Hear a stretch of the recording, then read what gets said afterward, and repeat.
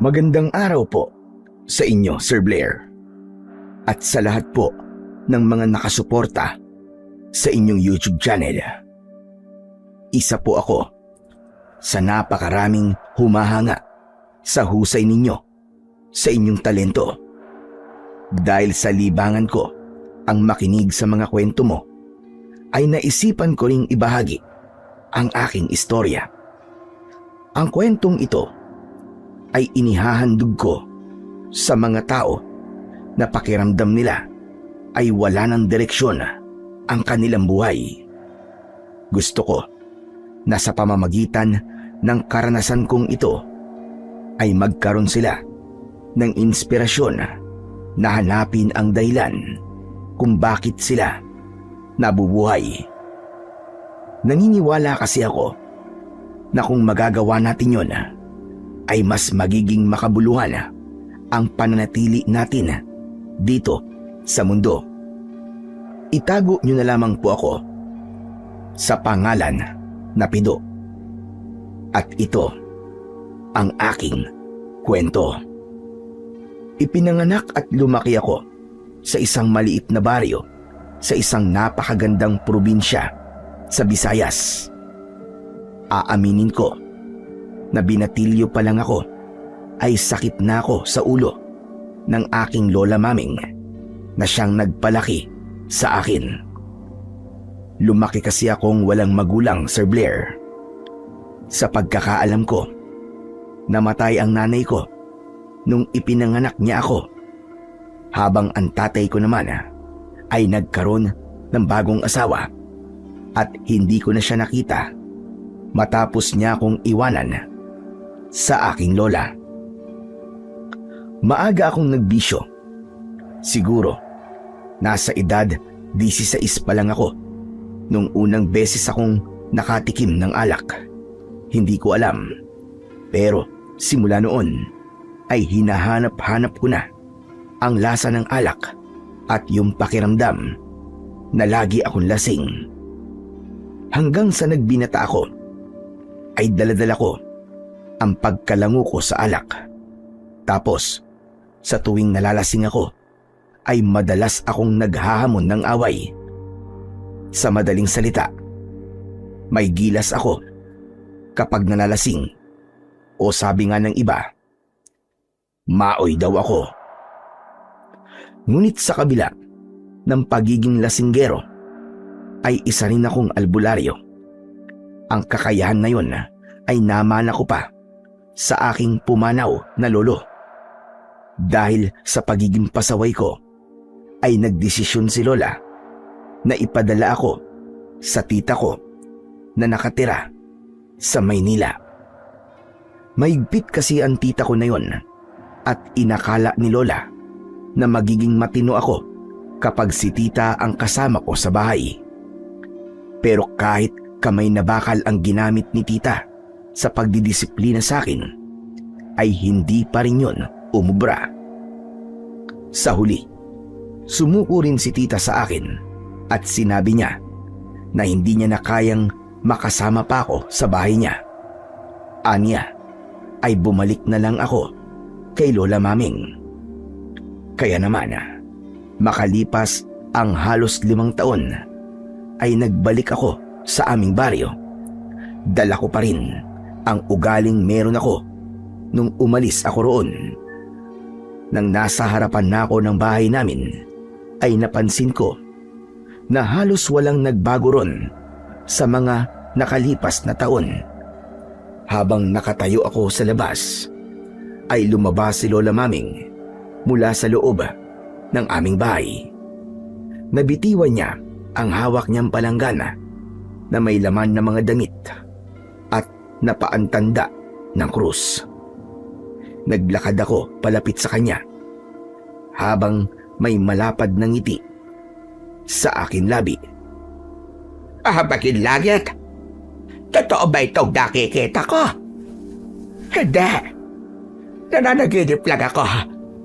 Panaginip lang ito. Hindi ka nananaginip, lola. Totoo ito. Ako to, ang pinakagwapo mong apo. Diyos ko, Pido, Anong ginagawa mo rito, bata ka? Lola, pwede po bang pumasok muna ako sa bahay? Bago po kayo magtanong sa akin, ang init po rito sa labas oh. Baka ako'y matusta dito. Pumasok ako at umupo sa bahay. Inilapag ko sa sahig ang dala kong malaking bag.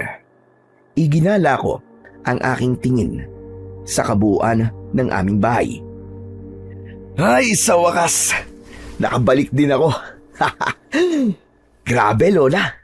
Iba talaga kayo mag-alaga ng bahay. Biruin nyo. Kahit mag-isa lang kayo rito, ay napanatili nyo maayos to. Ngayon, sagutin mo ang tanong ko sa'yo. Anong ginagawa mo rito? Bakit parang sa laki ng bag mo dala mo na lahat ng gamit mo? Magbabakasyon ka lang naman dito, hindi ba?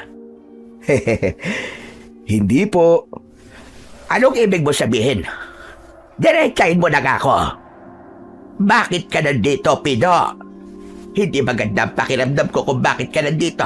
Kaya magsalita ka na. Si Lola naman oh. Wala pa nga po akong sinasabi kung bakit po ako umuwi dito galit na kagad kayo. 5 taon na po tayong di nagkikita, Lola. Tapos parang hindi niyo po ako na-miss. At anong na-miss ko sa'yo? Yung halos araw-araw mong pag-iinom, ha? At makikipag-away mo? Sabihin mo na kasi kung bakit ka nandito. Ano po kasi, si tita po Ano? Ayusin mo nga pagsasalita mo. Yun nga ho. Pinalayas na po ako ni tita Ang sabi po niya bumalik na lang daw ako dito. Di, pumunta na agad ako dito. Anong sabi mo? Ano bang ginawa mo at pinalayas ka niya? Ano po marami po kasi akong naging barkada sa Maynila tapos madalas kami sa bar. Ayaw po ni tita na umuwi ako ng lasing kasi naghahamon po ako ng away sa mga kapitbahay namin doon. Anak ka talaga ng tinolang bata ka, Ang akala ko may magtitino ka roon. Bakit parang mas lalo ka yatang lumala? Hindi ka na nahiya sa tita mo. Kasalanan niyo naman po Hindi po ba sabi ko sa inyo ayokong tumira kay tita? Pero kayo po mapilit mas marami po palang inuman sa Maynila kaya nahirapan po akong umiwas sa alak. Talagang ako pa sinisimod-dabuho ka. Diyos ka, ano bang kasalanan ko sa iyo at binibigyan mo ko ng ganito? Ang dibdib ko, ang sakit ng dibdib ko, hindi ako makahinga. Lola, ano po nangyayari sa inyo? Nababahala akong tumayo at agad kong inilalayan si Lola Maming. Panay ang tapik niya sa kanyang dibdib na para bang hindi siya makahinga. Naku, inaatake po ba kayo sa puso? Lola Maming, huwag naman po kagad kayo mamamatay. Lola Maming! Loko, hindi pa ako mamamatay. Bitiwan mo nga kung dabuho ka. Ano pong nangyayari sa inyo? Bakit parang nahihirapan po kayong huminga? Ito kasi bra ko, napakasikip. Maling size yata ang napili ko. Anak nang, si Lola naman pinag-alala niyo naman ako. Bakit kasi hanggang ngayon, hindi pa rin kayo nagbabago? Ang OA niyo pa rin. Ikaw ang OA. Sinabi ko lang na hindi ako makahinga. Akala mo'y mamamatay na ako. Pero Pido naman, apo. Bakit hindi ka pa nagtino sa tita mo? Kaya nga kita pinadala roon ay para maging matino ka na dahil hindi ka na bata. Hindi naman sa ayaw kung bumalik ka rito pero sana naman kung babalik ka rito ay yung nagbago ka na. Ganito na po talaga ako, La. Hindi na po ako magbabago. Patawarin ka na, Panginoon. Ano naggagawin mo rito? Tatambay, lalaklak. Siyempre, hindi po.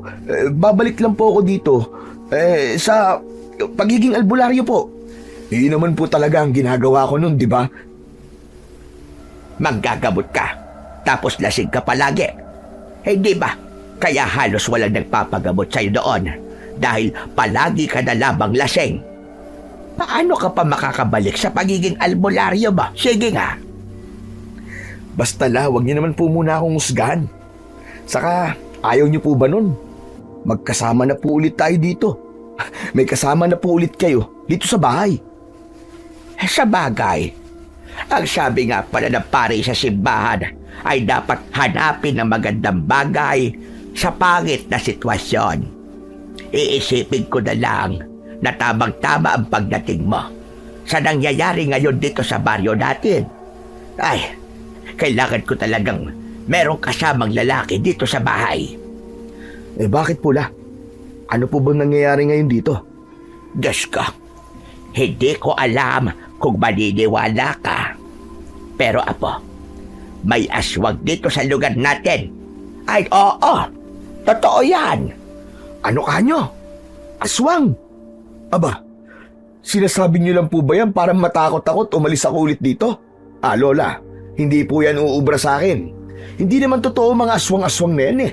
Hoy, tumahimik ka. Totoo ang mga aswang, Pido. May isa na ngang napatay at damuhong halimaw na yon. Nung nakaraang buwan lang, kilala mo naman siguro si Mang Romel, hindi ba? Namatay na siya. At ang pumatay sa kanya ay yung aswang na yon. Sa dami ng pwedeng mamatay. Bakit si Romel pa? Bakit po la? May relasyon po ba kayo ni Mang Romel at parang ang lungkot niyo po sa pagkamatay niya? Hoy! Wala kaming relasyon, ano? Nalulungkot lang ako kasi may utang pa si Romel sa akin. Hindi man lang siya nakapagbayad bago siya namatay. Pero nagsasabi ako sa iyo ng totoo, apo. May aswang talaga rito ngayon sa ating baryo. Kaya nga kahit maaga pa lang, ay wala ka nang makikitang tao na nasa labas. Bago sumapit ang 6:00 ng gabi, ay nasa loob na kaming lahat ng bahay. Ewan ko sa inyo la. Nagpapaniwala ka sa mga aswang-aswang na yan. Basta hindi ako naniniwala sa mga ganyang kababalaghan. Di huwag ka maniwala. Bahala ka sa buhay mo. Kaya ikaw, kung dito ko na ulit titira, ay tigil-tigilan mo na ang paglabas sa gabi para mag-inom ng alak. Baka magulat na lamang ako na kinabukasan ay matatagpuan kang wakwak-an tiyan at wala nang lamang loob. Walang Diyo. Puro naman kayo kalokohan, Lola. Ginawa niyo pa akong parang baboy sa palengke. Alam niyo la, mamaya na lang po tayo mag-usap. Magpapahinga lang po muna ako. At nakakapagod yung haba ng biyahe pa uwi rito. O sige na, malinis naman yung kwarto mo. Nilinisan ko kasi yung kanina. Kinuha ko na ang aking bag at dinala ko yon sa aking maliit na kwarto. Hinubad ko ang aking sapatos at nahiga na ako sa papag. Masaya ako na sa wakas ay nakabalik na ako sa bahay. Ang totoo kasi ay sinadya kong maging sobrang pasaway nung naroroon ako sa Maynila para pauwiin na ako ni tita. Kahit maraming magagandang lugar sa Maynila, ay hindi ko pa rin ipagpapalit ang aming baryo, lalong-lalo na si Lola Maming. Hapon na nang nagising ako. Hindi pa sana ako magigising, pero naingayan ako sa kausap na bakla ni Lola Maming sa labas ng bahay. Para silang mga palakang naulanan sa sobrang lakas ng bunganga nila.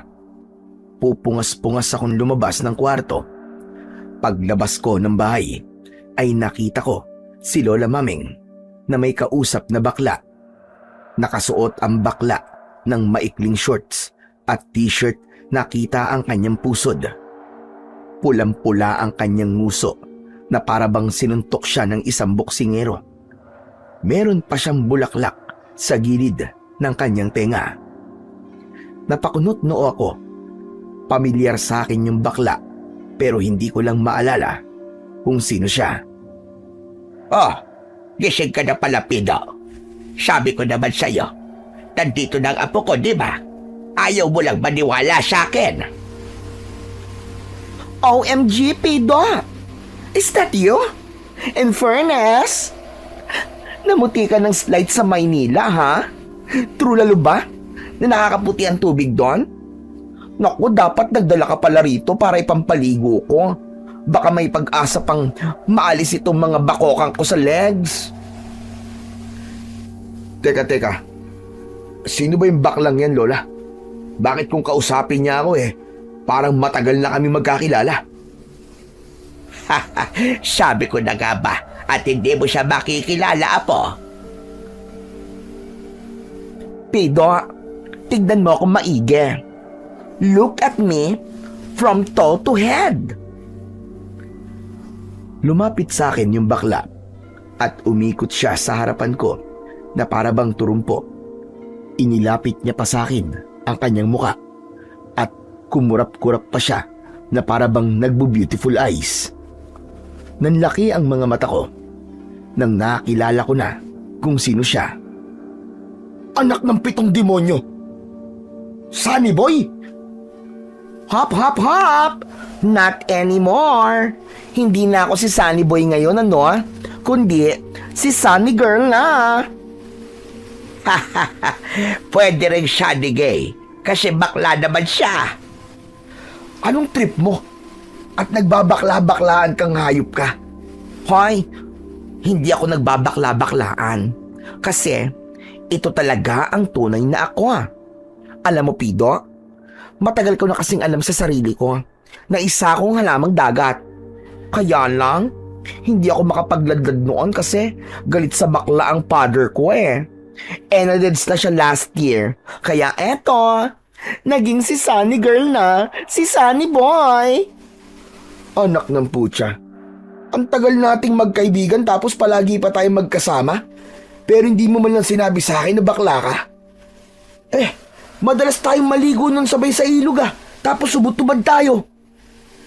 Hoy, ikaw kung iniisip mo na may mali siya ako sa'yo, nagkakamali ka. Hindi tayo talo kasi kaibigan kita, no?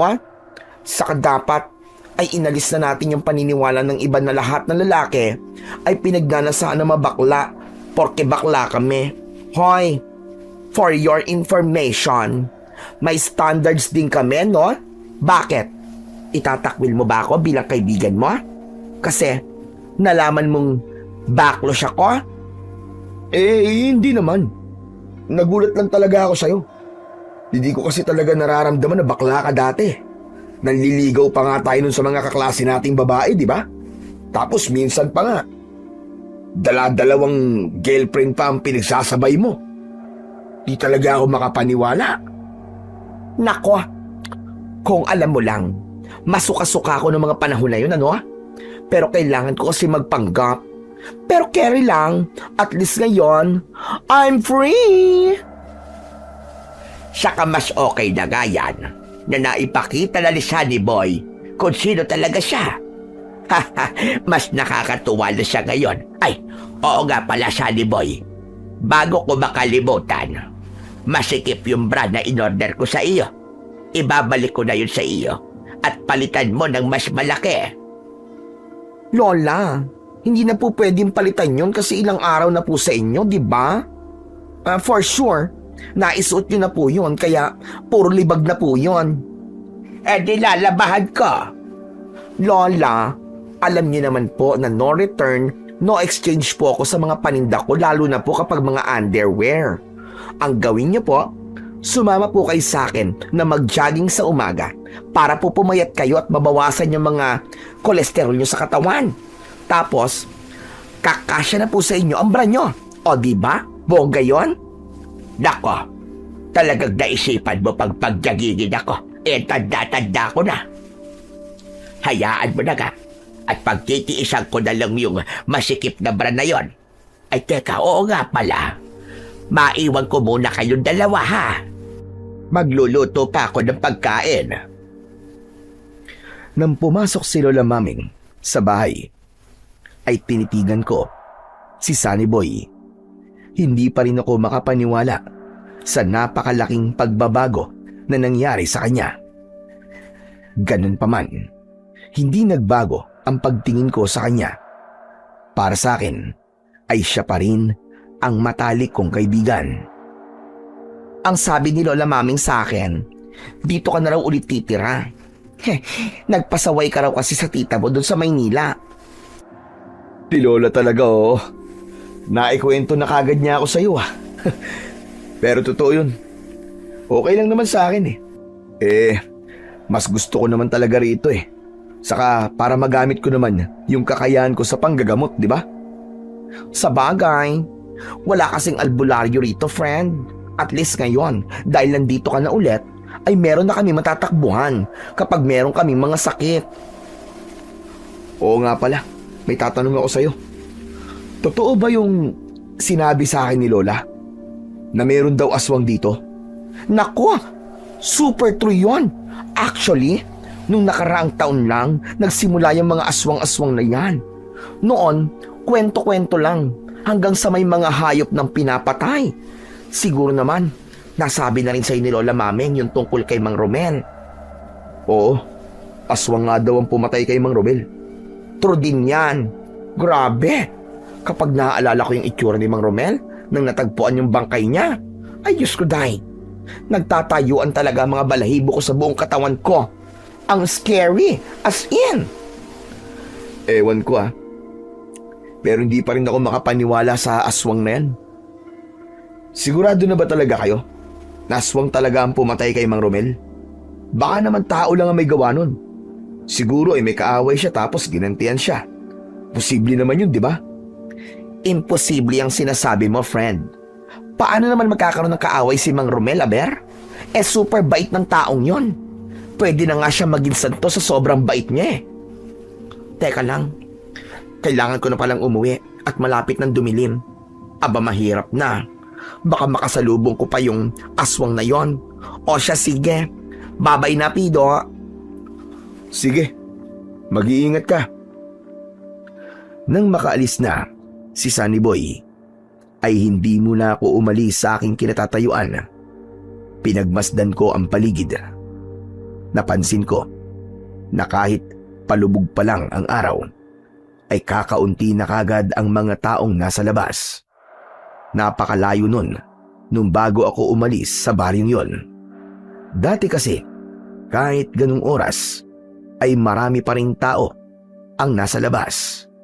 Lalo na ang mga batang naglalaro. Nagkaroon ako ng pakiramdam na baka nga totoong may aswang sa aming baryo. Kinagabihan, labis akong nanibago sa katahimikan. Habang nakahiga ako sa papag, ay nakatingin lang ako sa kawalan. Hindi ako makatulog at alam ko na ang paraan lang para antukin ako ay kapag nalasing ako. Lumabas ako ng bahay kahit sinabi ni Lola Maming na kapag ganung oras ay hindi na ako pwedeng lumabas. Habang naglalakad ako ay mas lalo akong nanibago dahil lahat ng bahay na nadaanan ko ay sarado at patay na ang ilaw sa loob. May bukas pa kayang tindahan ng ganitong oras? Ay, nako. Alak na ako, ah. Patuloy akong naglakad. Umasa ako na meron pa akong makikitang bukas na tindahan. Hanggang sa may nakita akong tindahan, pero nakasarado. Dahil sa desperado akong uminom ng alak, ay kumatok ako sa tindahan. Hindi ako huminto hanggang sa lumabas ang isang matandang lalaki. Nagalit siya sa akin dahil inabala ko ang pagtulog niya. Tinanong ko siya kung meron siyang tindang alak at nang sabihin niyang meron, ay bumili na ako ng 4 na bote. Bago ako umalis, ay sinabi sa akin ng matandang lalaki na hindi na dapat ako nasa labas ng ganung oras dahil meron nga daw aswang na gumagala. Ipinagkibit-balikat ko na lamang ang sinabi niya at kampante lang akong naglakad pauwi. Malapit na ako sa bahay nang isang binata ang aking nakasalubong. May dala siyang itak. Medyo kinabahan ako dahil sobrang seryoso ng mukha niya at matalim ang tingin niya sa akin. Nagulat ako nang kinausap niya ako. Ikaw, ano't nandito ka pa sa labas na ganitong oras? May binili lang ako sa tindahan, Brad. Huwag ka nga nagsisinungaling. Wala nang bukas sa tindahan ng ganitong oras. Wala na nga, pero umatok ako dun sa isang tindahan. Pinagbentahan naman niya ako eh. Sandali nga, bakit ba ako nagpapaliwanag sa'yo? Sa kasino ka ba? Ngayon lang kita nakita rito Sa tingin ko dayo ka rito. Hoy, hindi ako dayo rito. Dahil dito ako pinanganak at lumaki. Galing lang ako sa Maynila at kakauwi ko lang. Ikaw yata ang dayo rito eh. Kasi hindi kita kilala. Saka bakit para bang nagagalit ka na nasa labas pa ako ng ganitong oras? Nasa labas ka rin naman Importante ang ginagawa ko, kaya nasa labas ako. Pero ikaw, pwede mo namang ipagpabukas yung ginawa mong yan. Umuwi ka na sa inyo at sa susunod, ayoko nang makita na nasa labas ka kapag madilim na. Hindi ko na lang sinagot ang lalaki at nilagpasan ko na siya. Lakas ng dating nun Niyabang. Akala mo kung sino. Pagdating ko sa bahay, ay nagulat ako dahil gising na si Lola Maming. Pagkasarado ko ng pinto, ay gigil na gigil siyang lumapit sa akin at piningot niya ako sa tenga. Aray, la! Tama na, masakit! Talagang masasaktan ka sa akin. Hindi ka ba talaga marunong makinig? Hindi ba sabi ko sa'yo, ay huwag ka nang lalabas kapag madilim na? At ano na naman niyang dala mo, ha? Talagang kaya mong ilagay sa peligro ang buhay mo para lamang sa anak? Hindi po kasi ako makatulog pampantok ko lang naman po ito. Dapat kasi, kaninang maliwanag ka pa bumili niyan. Talagang tinaon mo pa na madilim na sa labas. Hindi ka ba talaga natatakot sa aswang? O baka hindi ka pa rin naniniwala hanggang ngayon?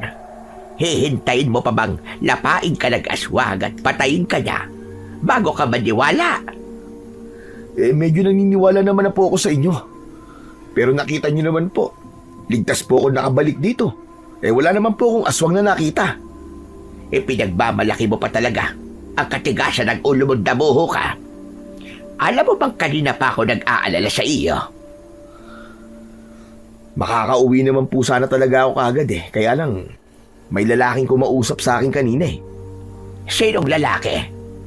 Hindi ko po kilala Natakot nga po ako sa kanya kasi may dala siyang itak Lalaking may dalang itak?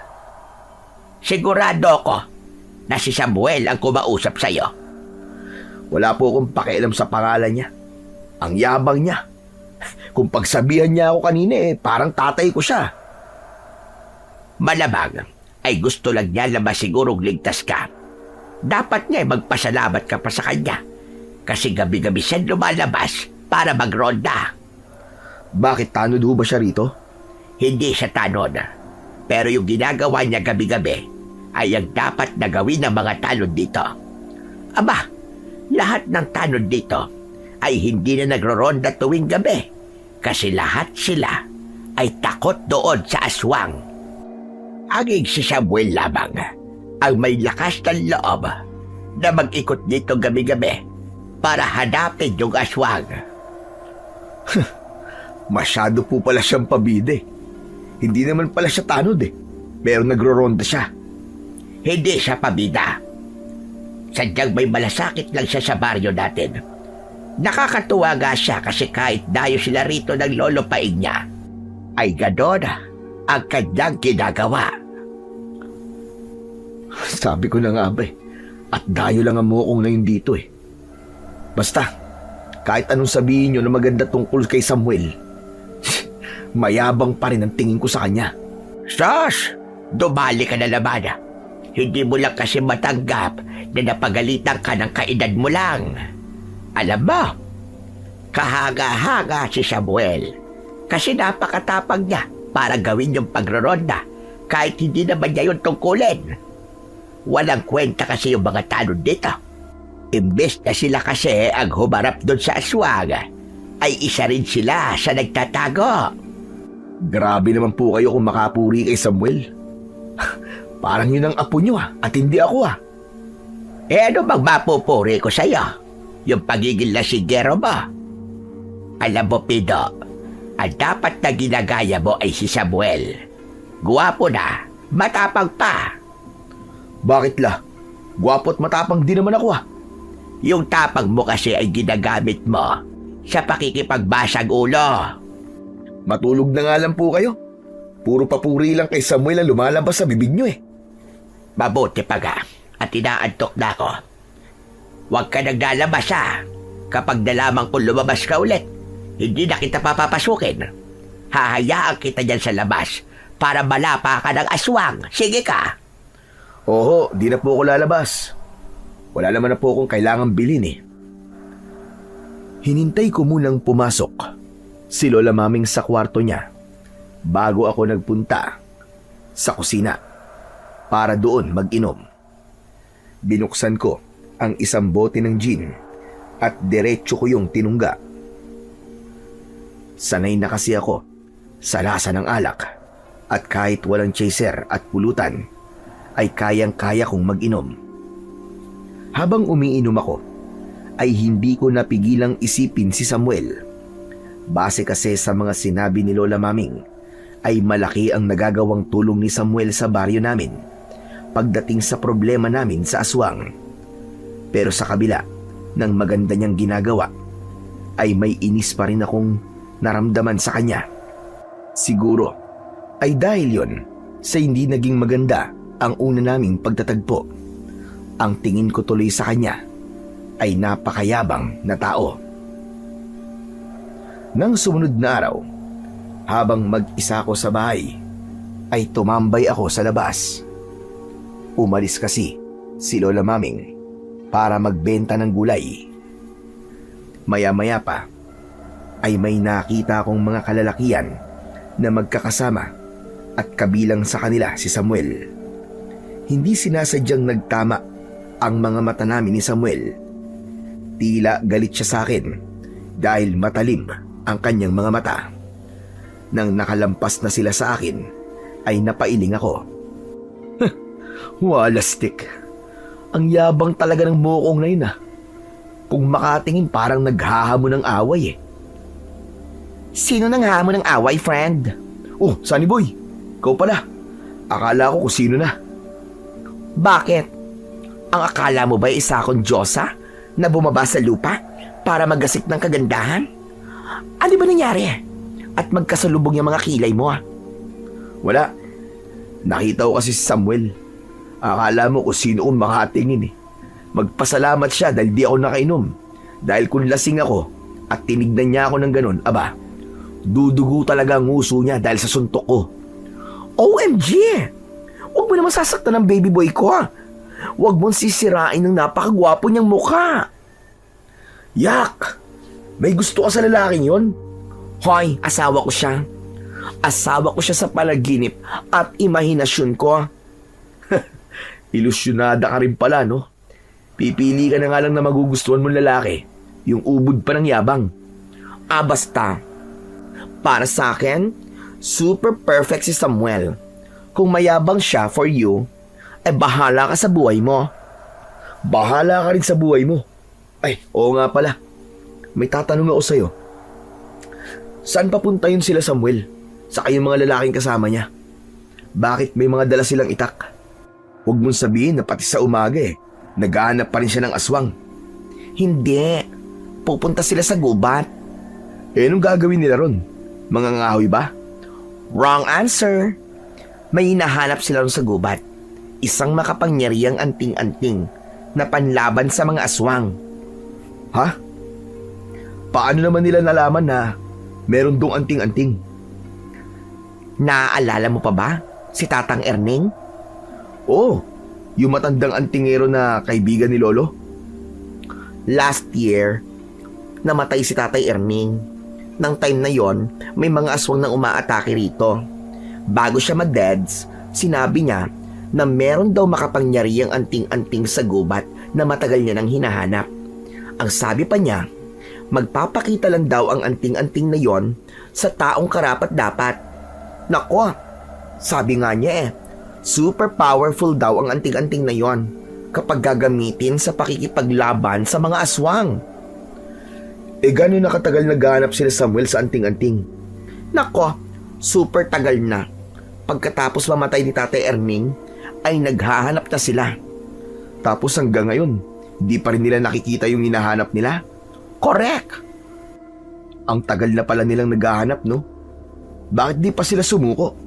Ibig sabihin lang nun, wala sa kanila ang karapat-dapat, lalo na yung Samuel na yun. Yabang. Over ka naman magsalita sa baby boy Samuel ko, ha? Siyempre, hindi sila sumusuko kasi naniniwala sila na malaki ang may tutulong ng anting-anting na yon para mapatay na nila yung aswang. Mamumuti lang ang mga mata niya. Pero sigurado ako na hindi niya mahahanap yung anting-anting kasi hindi naman yung totoo. Ano ba kasi ang nangyayari sa baryong to? Nawala lang ako ng 5 taon na ba? Kung ano-ano na ang pinaniniwalaan nyo. Nung una yung aswang, tapos ngayon naman anting-anting. Grabe.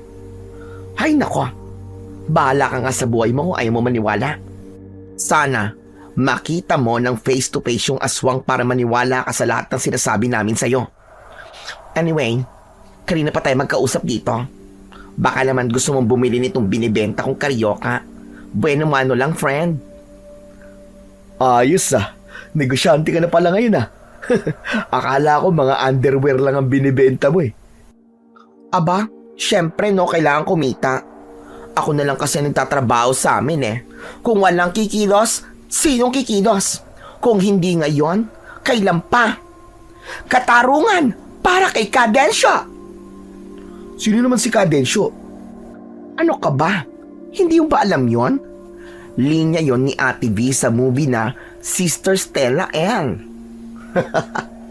Puro ka talaga kalokohan O sige, bigyan mo nga ako ng isa. Tapos mamaya mo daanan yung bayad at wala pa si Lola Maming. Binigyan ako ni Sunny Boy ng isang karyoka at saka siya umalis para ituloy na ang kanyang pagbibenta. Habang kinakain ko ang karyoka, ay bigla kong naisip yung hinahanap na anting-anting ni Samuel. Natawa ko dahil pakiramdam ko ay nasisiraan na sila ng bait sa ginagawa nila sa buhay nila.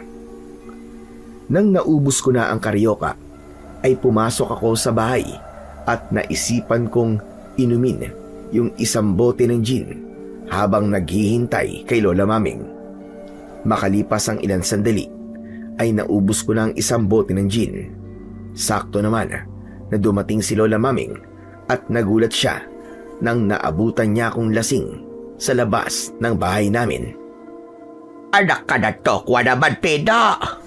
Ano ba yan? Hindi ka pa rin nagbabago. Kaya aga-aga, lasing ka na kagad. Naiinip po kasi ako sa paghihintay. Ang tagal niyo bumalik.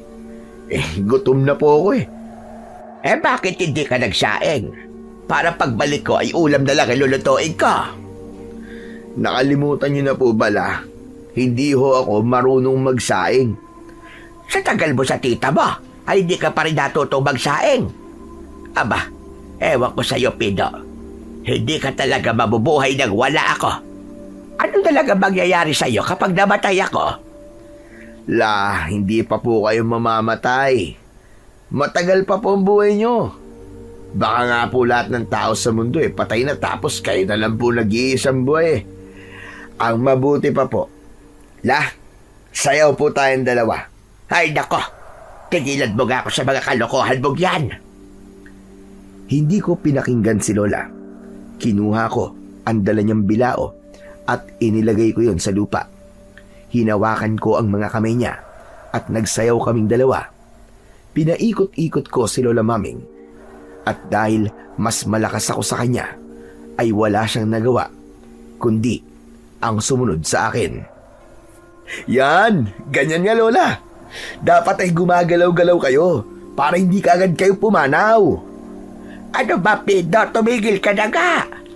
Mas lalong mapapadali ang pagpanaw ko sa ginagawa mo. Aray, ang braso ko baka mabali. Malakas akong tumawa, pero naputol ang pagtawa ko nang nakita ko si Samuel na dadaan. Sa hula ko ay galing siya roon sa gubat. Binitiwan ko si Lola Maming at naglakad ako palapit kay Samuel. Aray ko, Diyos ko. Tama din na yata ang braso ko. Aba, teka, sandali. Hoy, Pido! Saan ka pupunta? Bumalik ka nga rito. Hindi ko pinakinggan si Lola Maming. Humarang ako sa harapan ni Samuel, kaya napahinto siya sa paglalakad. Maangas ko siyang tinignan. Ganun talaga ako kapag lasing. Malakas ang loob ko at hindi ko alam kung bakit trip na trip ko na makipag-away. O ikaw, mayabang na nakasalubong ko kagabi. Di ba ikaw si Samuel? Akala mo ba palalampasin ko yung ginawa mo sa akin, ha? Ano bang ginawa ko sa'yo? Hindi ba? Dapat nga magpasalamat ka pa. Dahil ayoko mapahamak ka. Ako? Mapapahamak? Hindi mo ba ako kilala, ha? Ako si Pido. Isa akong albularyo sa baryong to. Wala ka pa rito. Kilala na ako sa lugar na to. Hindi ako interesadong makilala ka. Umalis ka sa harapan ko dahil marami pa akong gagawin na mas importante kaysa sa makipag-usap sa'yo. Talagang napakayabang mo, no?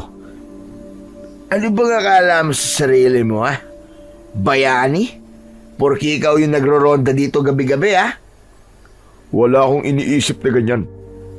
Ikaw lang ang nag-iisip niyan. Diyos ko, Pido, tumigil ka na nga. Samuel, pasensya ka na sa apo ko. Lasing lang siya. Kaya kung ano-ano ang sinasabi niya. Hindi pa ako lasing la, tumigil kayo. Alam ko ang mga sinasabi ko. Itong moong na to napakayabang kung pagsabihan ako kagabi. Para ako isang bata. Dinuro ko pa si Samuel at napansin ko na tumalim ang tingin niya sa akin. Huwag mo akong dinuduro, ah. Ibaba mo yung daliri mo. Ano naman kung duruin kita? Sa gusto kitang duruin. Eto, duduruin pa kita. Napasigaw ako nang biglang hawakan ni Samuel ang daliri ko at pinilipit niya yon. Napaluhod ako habang sumisigaw. Ayan na nga ba sinasabi ko, Diyos ko? Samuel, tama na. Nasasaktan na ang apo ko. Dapat lang to sa apo niyo, Lola Maming. Lasing na nga siya. Nag-aangas pa. Aray ko! Aray, bitiwan mo na ako! Walang hiya ka! Pakawalan mo na siya. Ako na bahalang kumausap sa kanya. Marahas na binitiwan ni Samuel ang daliri ko. Agad ko yung tinignan kung nabali at nagpasalamat ako sa Diyos dahil hindi naman nagkaroon ng pinsala ang daliri ko. Sa susunod, kapag lasing ka, ay matulog ka na lang. Hindi yung namemerwisyo ka ng taong nananahimik. Walang hiya ka. Hindi ako papayag na hindi ako makakaganti sa'yo. Mabilis akong tumayo. Akmang susuntukin ko sana si Samuel, pero naunahan niya akong suntukin sa muka. Napakalakas ng suntok niya at agad akong nakaramdam ng matinding pagkahilo. Umikot ang paningin ko hanggang sa tuluyan na akong nawalan ng malay. Nang nagising ako, ay nakahiga na ako sa mahabang upuan sa sala namin.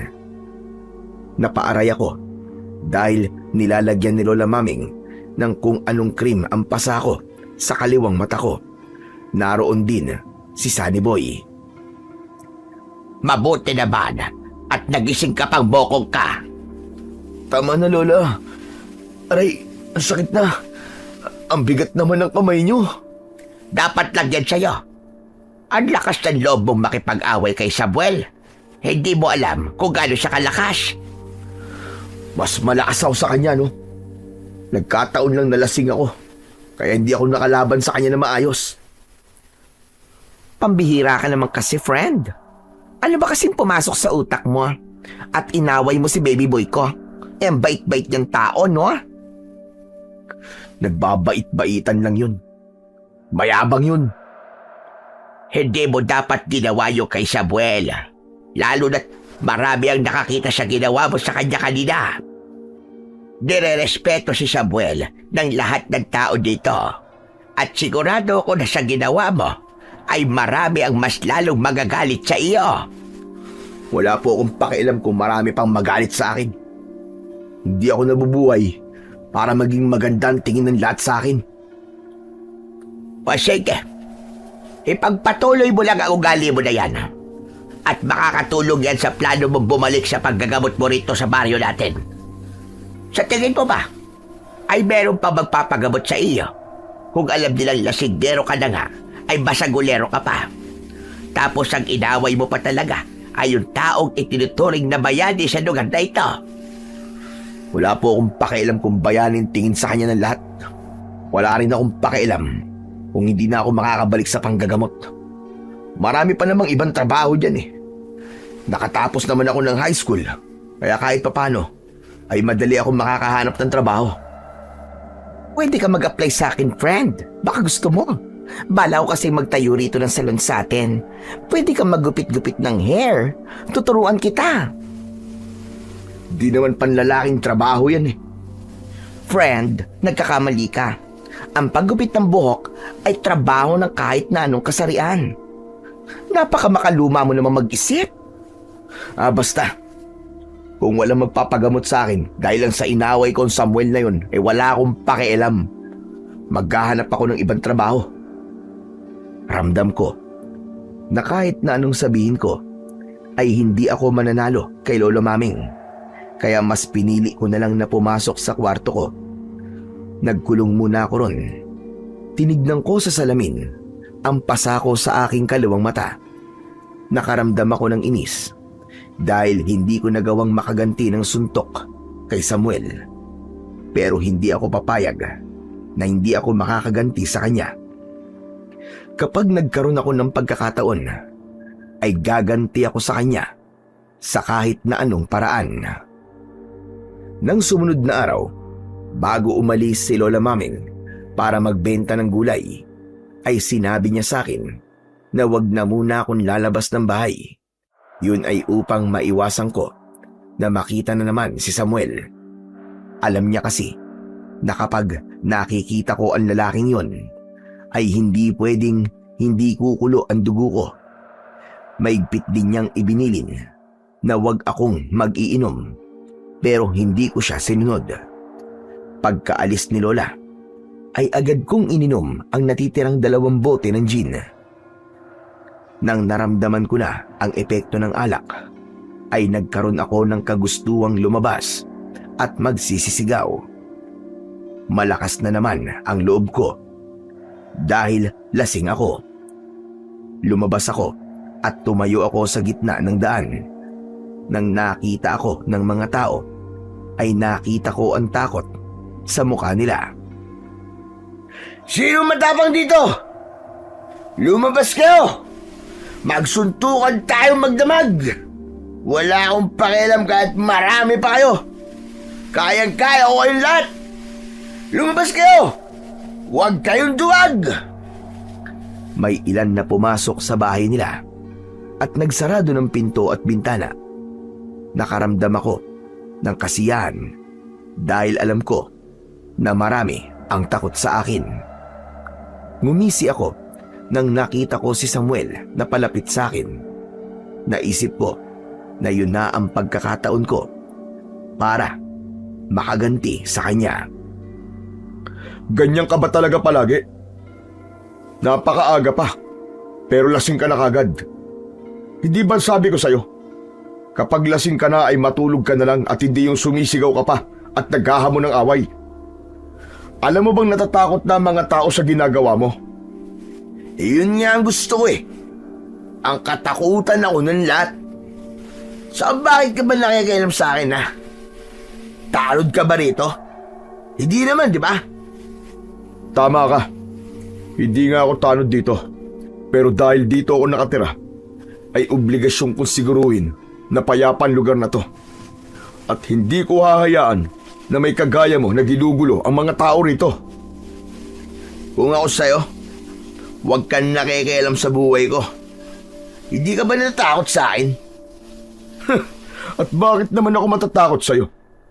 Isang suntok ko nga lang sa'yo nakatulog ka na kagad eh. Yabang mo ah. Magpasalamat ka, lasing ako nun.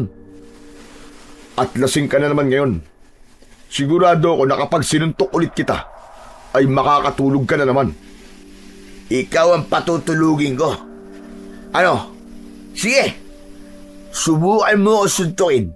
Tignan natin kung makakatama ka sa akin ngayon. Ikinuyom ko ang aking kamay at sumuntok-suntok ako sa hangin na para bang isang boksingero. Sa pagkakataon na yon, ay biglang dumating si Sunny Boy. Iniharang niya ang sarili niya kay Samuel. OMG! Pambihira ka naman, Pido. Lasing ka na naman. Umalis ka yan, Sunny Boy, ha? Susuntukin ko lang ng isa yung mayabang na yan. Kailangan kong makaganti sa ginawa niya sa akin. Samuel, pasensya ka na sa friend ko, ha? Lasing na naman siya.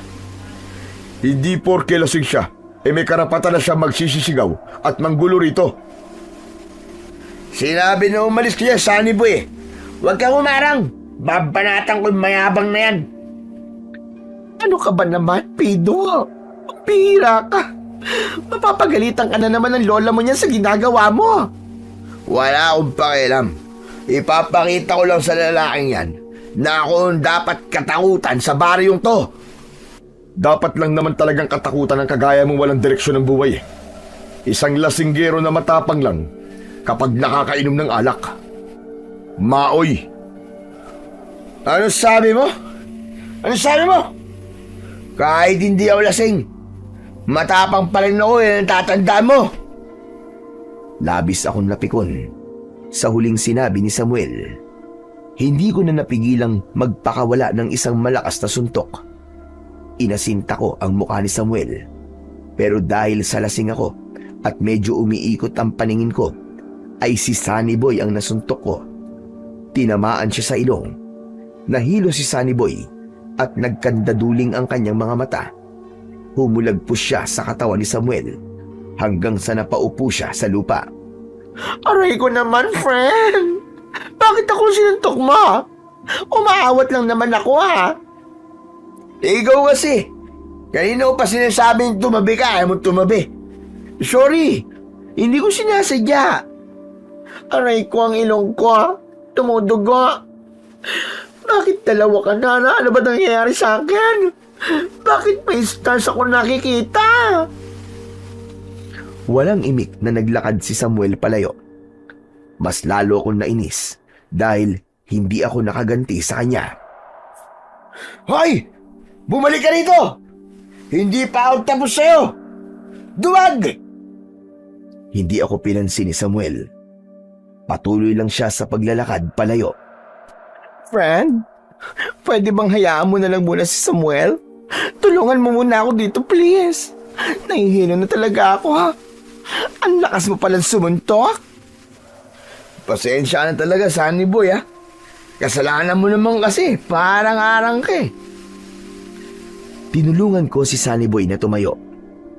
Inalalayan ko siya papunta sa mahabang upuan sa harap ng bahay namin. Nang dahil sa nangyari, ay parang nawala ang tama ng alak sa akin. Kumuha ako ng bimpo at ibinigay ko yon kay Sunny Boy para ilagay niya sa dugo-dugo niyang ilong. O ano, ayos ka lang ba? Sa tingin mo ba? Ayos lang ako matapos mo akong birahin sa ilong? Sorry na nga. Hindi ko naman sinasadya eh. Si Samuel talaga ang gusto kong suntukin, hindi ikaw. Friend naman kasi. Tigilan mo na si Samuel, my love. Wala namang ginagawang masama sa'yo yung tao eh. Anong wala? Hindi ba't sinuntok niya ako kahapon at nawalan pa nga ako ng malay? Ang kwento kasi sa akin ni Lola Mameng, nagawain ni Samuel kasi susuntukin mo siya. Of course, ipagtatanggol niya ang sarili niya sa'yo. Kahit na, hindi ako titigil hanggat hindi ako makakaganti sa tarantadong yun. Ako nagsasabi sa'yo, friend. Huwag mo nang subukang gumanti kay Samuel. Hindi ka mananalo sa kanya. Malakas siya at matapang. Saka kapag sinaktan mo siya, maraming tao magagalit sa'yo dito. Maraming kampi kay Samuel. Kasi nga, siya lang ang may lakas ng loob na hanapin at patayin yung aswang. Mukhang ang tagal-tagal na nga niyang hinahanap yung aswang eh. Pero hanggang ngayon, di pa rin niya napapatay. Mailap kasi yung aswang na yun, friend. Siyempre. Hindi siya nagpapakita kay Samuel kasi alam niyang malakas talaga si baby boy Samuel ko. Sa gitna ng pag-uusap namin ni Sunny Boy, ay dumating na si Lola Maming. Ubus na ang paninda niyang gulay. Kinabahan ako dahil baka may nakapagsabi na sa kanya ng nangyari. Oh, ano nangyari sa'yo, Sunny Boy? Bakit dumudugo ang ilong mo? Nilalagla ka na ba? Aba, bakit sa ilong lumabas? Ayoko nga pala. Wala ka nga pala nang meron ako. Grabe ka naman sa akin, Lola. Talagang pinagtawanan mo pa ako. Saka parehas lang naman tayong hindi nare-regla. Kasi matagal ka ng menopause, ano?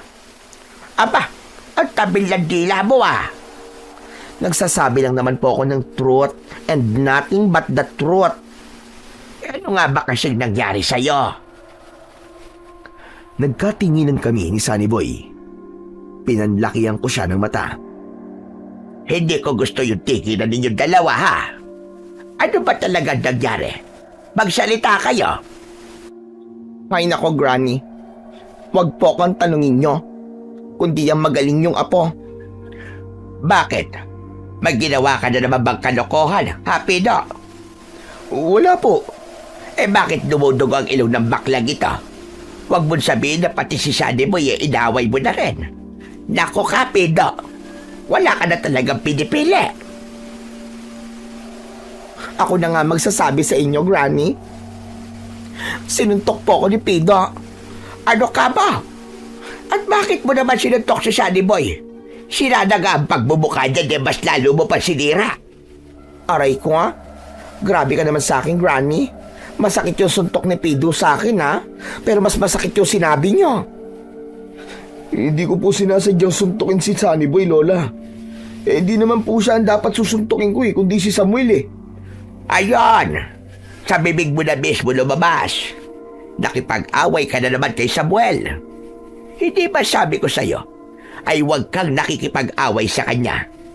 Bakit man tigas-tigas ng ulo mo? Di pa po kasi ako nakakaganti sa pagkakasuntok niya sa akin. Pwede bang kalimutan mo na lang yun?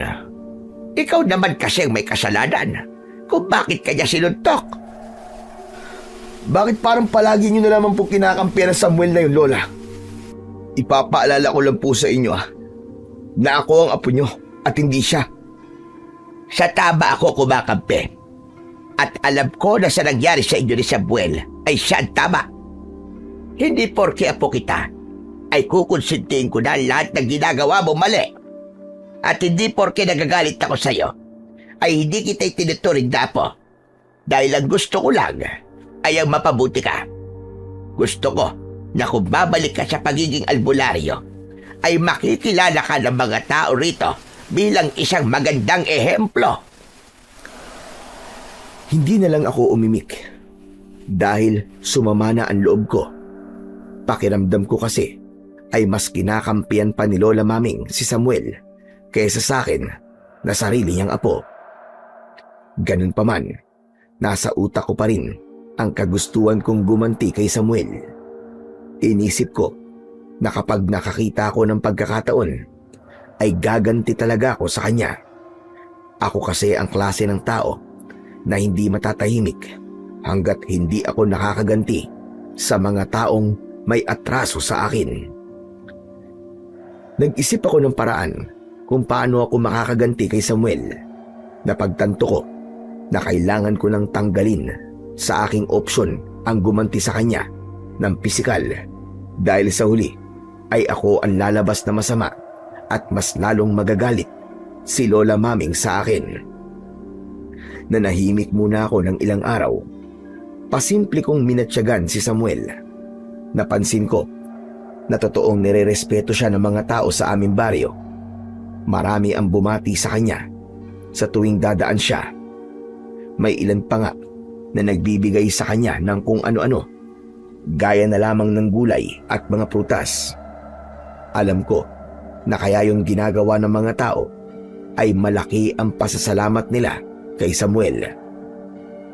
Nairita naman ako sa bagay na yon.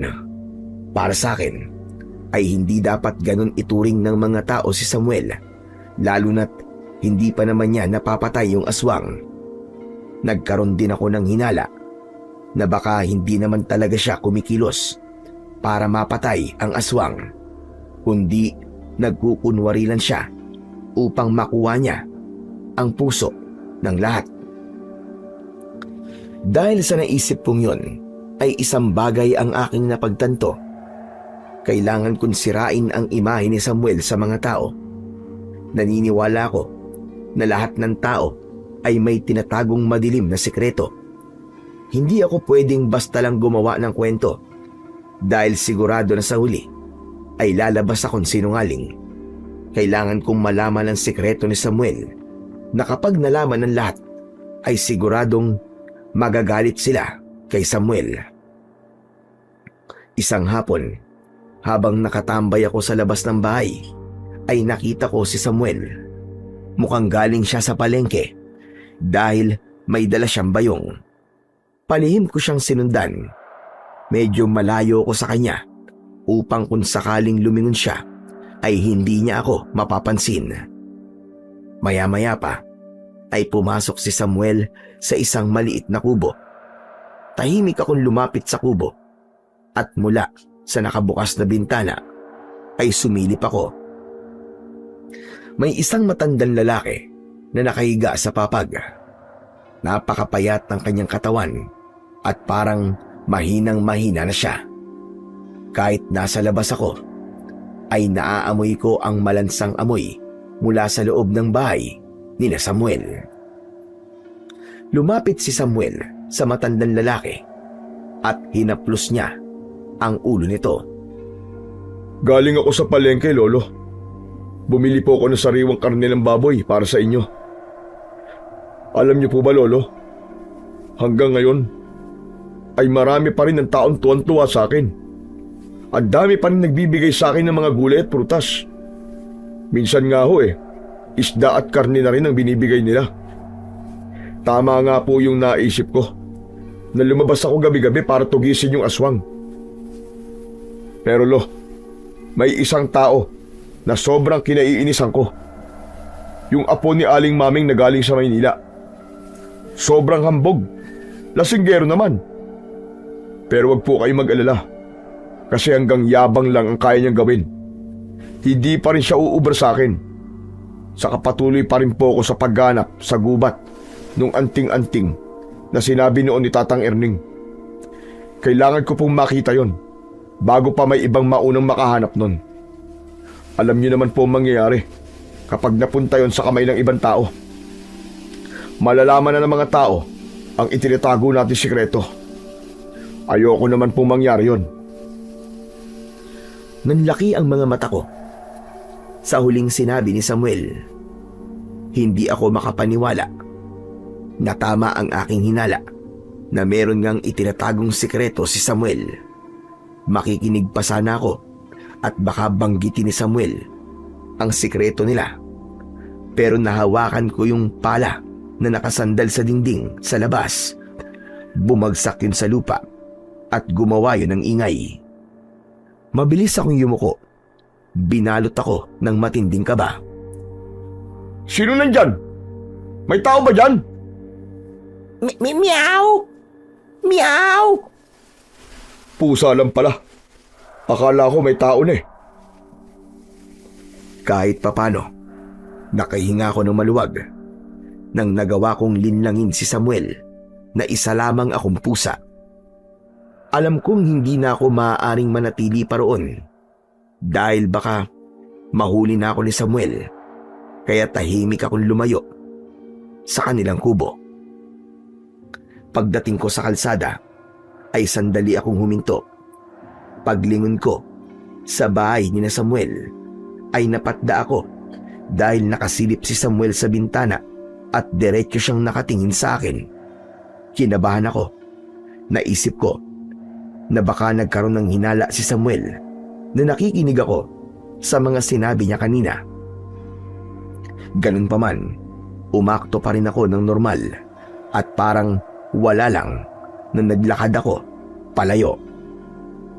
Nang nasa bahay na ako, ay naabutan ko na masayang nagkwekwentuhan sina Lola Maming at Sunny Boy. Lumabas muna ako. Nagpunta ako sa likod ng bahay para mag-isip. Ano kaya yung sikreto ni Samuel at ng lolo niya? At anong koneksyon nung anting-anting sa gubat sa sikreto nilang yun? Hindi ko alam na kinakausap mo na pala ang sarili mo, friend ha? Oh, Sunny Boy, nakakagulat ka naman. Ano bang ginagawa mo rito? Hindi ba magkausap kayo ni Lola? Magluluto na daw kasi siya ng hapunan. Aalis na sana ako pero nakita kita rito kaya nilapitan kita. Ano ba yung sinasabi mo ha? Ang narinig ko lang ay ang salitang sikreto. Sino ba may sikreto? OMG! Don't tell me! Ikaw ang may sikreto at ang sikreto mo ay isa ka rin bakla like me.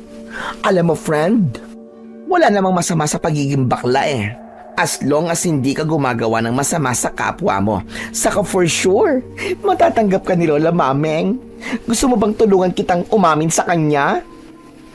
Tarantado, hindi ako bakla at wala akong tinatagong sikreto. Ay, ganun ba? Akala ko naman, dalawa na tayong bakla sa baryong to. Pero mas okay nga yun, para ako pa rin ang pinakamaganda dito. Pero kung hindi ikaw, yung may sikreto, aba, sino? Sunny Boy, mapagkakatiwalaan ba kita? Of course! Sa tagal nating mag-BFF, no? Itatanong mo pa rin ba yan sa akin? Ang ibig kong sabihin, mapagkakatiwalaan ba kita na lahat ng sasabihin ko sa iyo ngayon ay hindi mo sasabihin sa iba? Kahit na kay Lola Maming? So, bakla ka nga like me? Tarantado ka talaga minuminuto. Sinabi na nga hindi. Basta, mangako ka sa akin, Sunny Boy ha. Sa ating dalawa lang muna itong sasabihin ko sa'yo. Okay, promise. Cross my heart. Kapag sinabi ko sa iba ang sasabihin mo sa akin ngayon, ay magpapakalalaki na ako at mag-aasawa ko ng babae, 3 kagad. Teka, ano ba kasi ang sasabihin mo? Kinakabahan naman ako sa iyo. Kanina kasi, sinundan ko si Samuel sa bahay nila. OMG! So bakla ka nga, friend! Sinundan mo siya kasi bet mo rin siya. Wag naman si Samuel, friend. Akin lang siya. Akin lang si Samuel. Tignan mo tong isang to. Sinabi na nga hindi ako bakla, sisikmurahan na kita. Bakit ba pinipilit mo yan?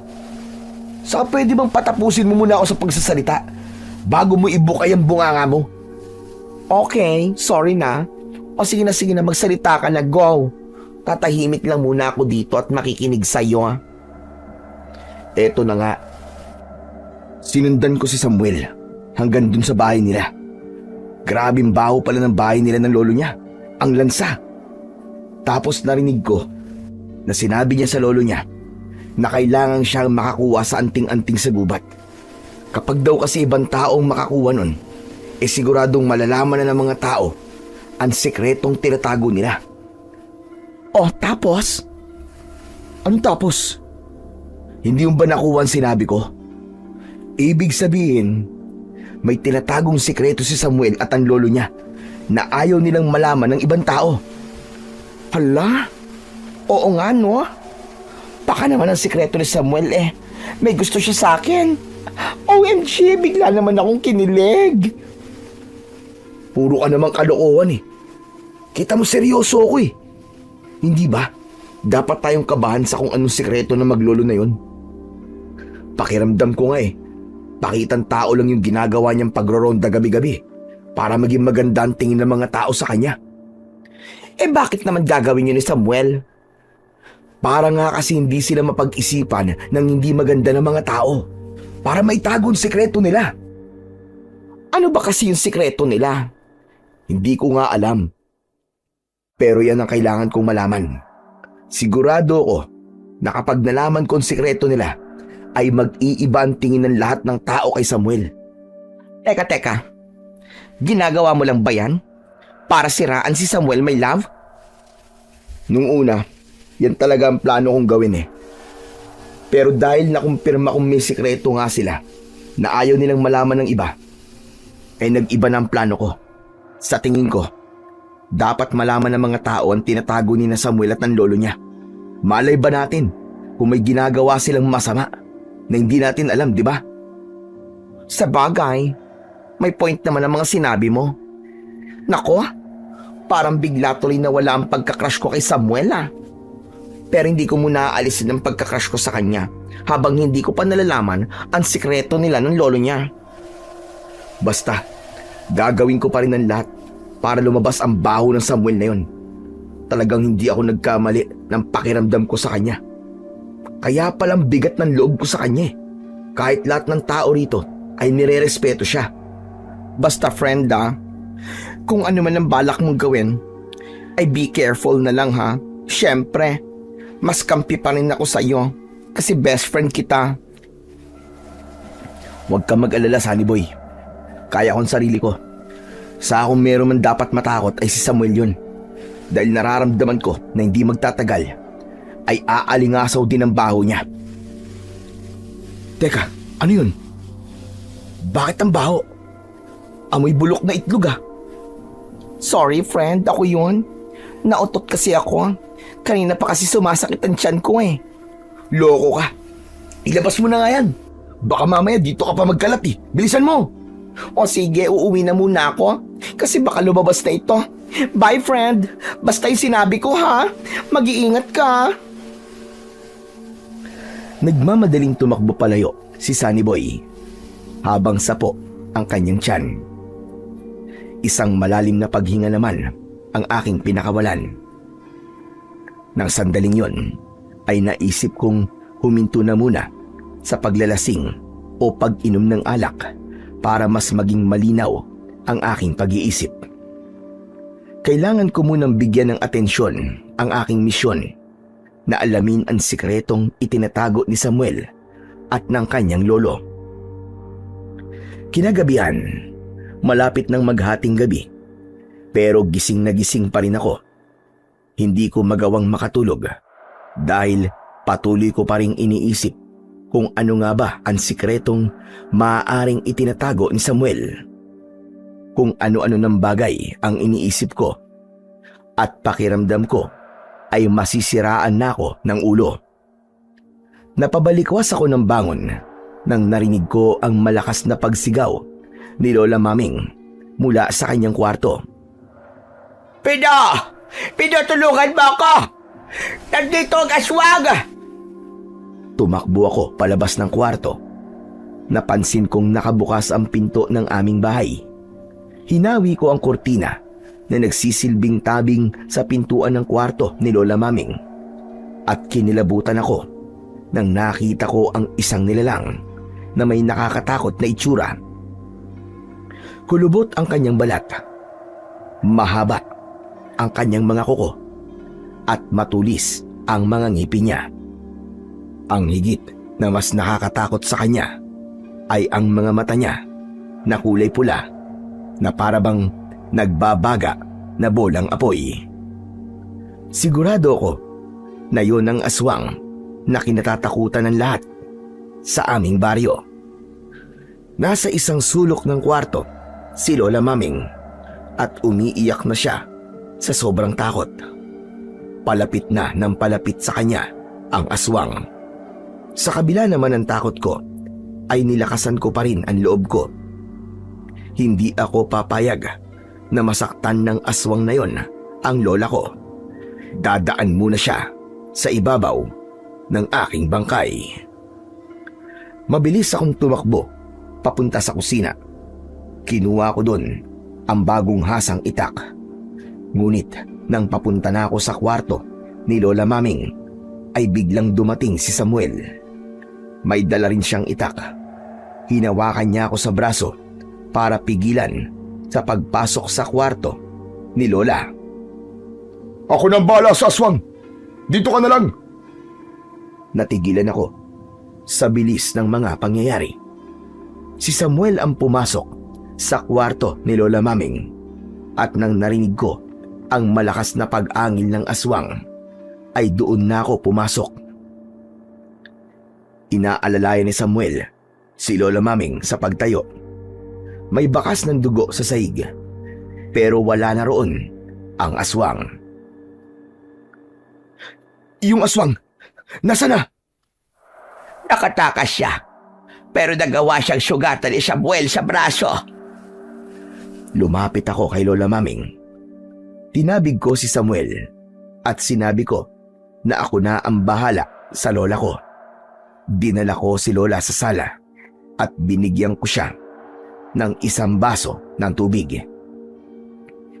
Lola, ayos lang po ba kayo? Hindi po ba kayo nasaktan? May sugat po ba kayo? Wala. Sa awa ng Diyos ay hindi naman ako nasaktan. Mabuti na lang at nagising ako nung pumasok yung aswang sa kwarto ko. At mabuti rin na dumating si Samuel dahil kung hindi, ay baka nalapa na ako ng aswang na yon. Pero la, ako po dapat ang magliligtas sa inyo eh. Kaya lang pinigilan po ako ng Samuel na yan eh. Ginawa ko yung para iligtas ka. Wala kang alam sa pakikipaglaban sa aswang. Mas mabuting ako ang mapahamak kaysa ikaw. Sus! Ano ba kasing dapat kong malaman sa pakikipaglaban sa aswang? Nasa panganib ang buhay ng lola ko kanina. Malamang gagawin ko ang lahat para iligtas siya. Kung di mo ako pinigilan eh, ako sana nagligtas kay lola. Pido, tama na. Magpasalamat ka na lamang kay Samuel dahil iniligtas niya tayo. Iniligtas niya nga tayo, pero pinatakas naman niya yung aswang. Pagkakataon na sana natin yun para mapatay yung aswang kanina. Pwede bang ayusin mo ang pananalita mo, Pido? Ibang pinatakas sa nakatakas. Si Lola Maming ang makapagsasabi na nakatakas yung aswang. Pagkatapos kong tagain sa braso yung aswang, ay malakas niya akong itinulak. At doon na nagkaroon ng pagkakataon yung aswang para makatakas. Lumabas siya mula sa bintana. Hindi ba ganun ang nangyari, Lola Maming? Ha? Hindi ko kasi masyadong matandaan na nangyari dahil sa sobrang takot ko kanina. Pero wag na natin pagtalunan pa kung ano nga ang nangyari. Ang mahalaga ay ligtas tayong lahat at hindi tayo nasaktan. Pero Samuel, iho, sa tingin mo ba ay hindi na kami babalikan ng aswang na iyon? Abay, natatakot na ako. Sa ngayon po, ay sigurado ako na hindi na siya babalik dito ngayong gabi. Pero sa mga susunod na gabi, ayun ang hindi ko alam. Kaya mas mabuti po siguro na ayusin ninyo ang inyong pinto at mga bintana para hindi na kayo mapasok dito ng aswang. Hayaan mo. At ipapaayos ko mga yung kay Pido bukas na bukas din. Diyos ko. Akala ko'y katapusan ko na. Maraming salamat sa iyo ulit, Samuel. Utang namin sa iyo ang buhay namin ng aking apo. Walang anuman po, Lola Maming. Ginagawa ko lang naman po ang tungkulin ko sa baryong ito. Mabuti na lang po at kanina ay malapit lang ako rito sa inyo nang narinig ko po ang pagsigaw nyo. O siya, kailangan ko na po palang umalis. Susubukan ko pong hanapin yung aswang at baka hindi pa siya nakakalayo. Mag-iingat po kayo. O sige, ikaw rin, mag-iingat ka. Pasensya ka na kung wala man lang akong maibibigay na kung ano sa iyo, kapalit ng pagliligtas mo sa amin. Naku, Lola Maming, wag niyo na pong isipin yon. Hindi po ako humihingi ng kapalit o nagpapabayad sa ginawa kong ito. Aalis na po ako at mag-iingat po kayo. Habang palabas si Samuel sa bahay namin, ay sinundan ko siya ng tingin na may kasamang pagdududa. Hindi ko alam, pero may naramdaman ako na may mali sa mga nangyari kanina. Nang wala na si Samuel, ay isinarado ko na ang pinto at muli akong tumabi kay Lola Maming. Talagang mahal tayo ng Diyos, Apo. Biruin mo, Akala ko talaga kanina ay katapusan ko na. Pero biglang dumating si Samuel na para mag-isa siyang superhero sa pelikula. Kaya nga ho eh. Sobrang bilis po ng pagdating niya na para bang bago pa may aswang na umatake dito sa atin, ay alam niya na mangyayari yun. Teka ga, ano man sinasabi mo? Anong ibig mong palabasin? Lola, yung sinabi ni Samuel na nangyari kanina habang nasa loob siya ng kwarto, ganun po ba talaga nangyari? Sa totoo lang ay hindi ko nga talaga alam kung ano nangyari kanina. Dahil sa takot na takot talaga ako.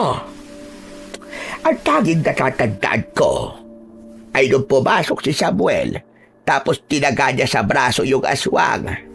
Tapos lumapit na si Samuel sa akin at doon na tumakas yung aswang. Yung ibang mga detalye sa mga nangyari ay hindi ko na talaga maalala. Abay parang nagdidilim ng paningin ko kanina. Hindi po ba nakakaduda yon, Lola? Ano na bang nakakaduda doon? Hindi po ba kung talagang ang prioridad niya ay ang patay ng aswang, dapat sinamantala niya na yung pagkakataon na nasugatan niya yung aswang. Ang dapat na ginawa niya, pinatay niya na yung aswang dahil sigurado naman ako na nakita niya na okay na kayo. Maiintindihan ko pa sana na kayo ang inuna niya kung sugatan at duguan kayo. Ano ba kasi gusto mong palabasin? Sige ka. Diretsahin mo na nga lang ako para hindi na ako naghuhula sa kung ano gusto mong sabihin sa akin. Lola Maming, sa palagay ko po kasi, sinadyang patakasin ni Samuel yung aswang. Ano ka mo? Abay napapaliw ka na ba? Ganun na ba kalaki ang galit mo sa kanya para pag-isipan mo siya ng ganyan?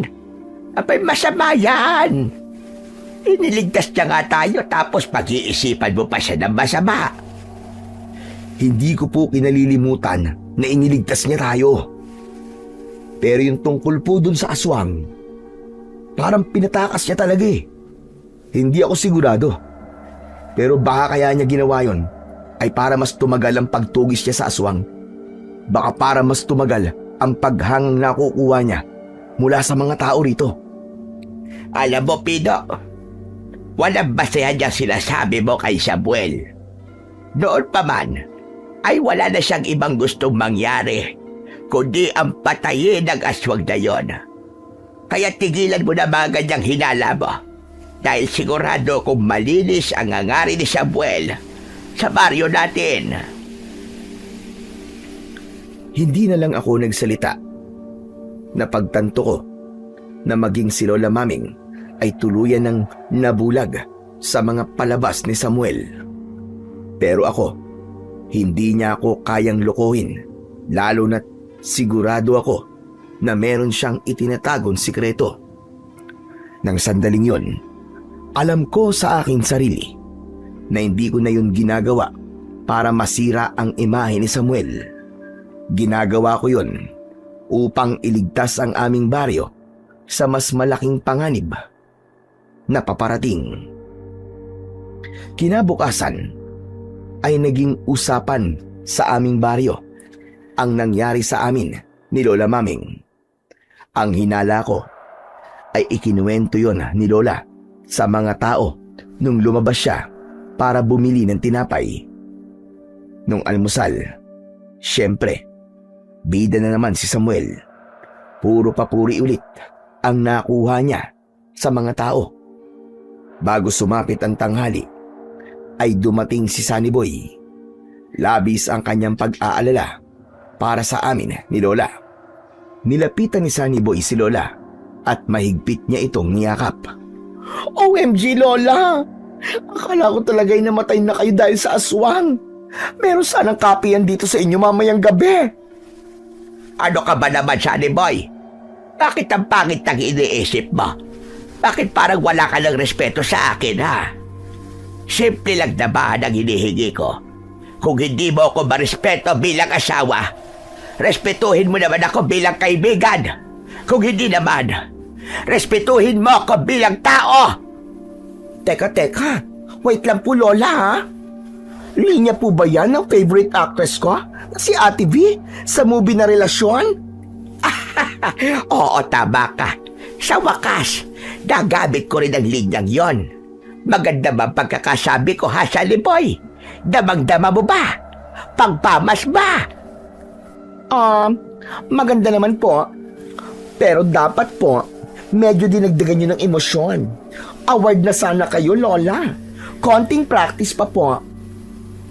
Puro talaga kayo kalokohan. Para kayong mga baliw. Parang hindi kayo muntik malapa ng aswang, ah. Manahimik ka nga dyan, Pido. Palibasa kasi, masyado ka seryoso sa buhay. Alam mo, kung iisipin ko yung nangyari kagabi, ay baka maghapon ako nakatulala rito.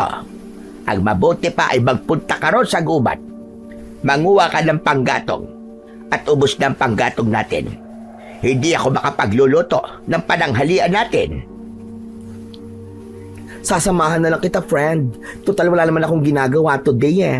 Rest day ko kasi ngayon. Alam mo na, hindi pwedeng puro work lang. Dapat, hindi ko pa rin pinababayaan ang aking self. O sige, mas magandang ang kasama kita para may makatulong ako sa pagbubuhat ng mga panggatong.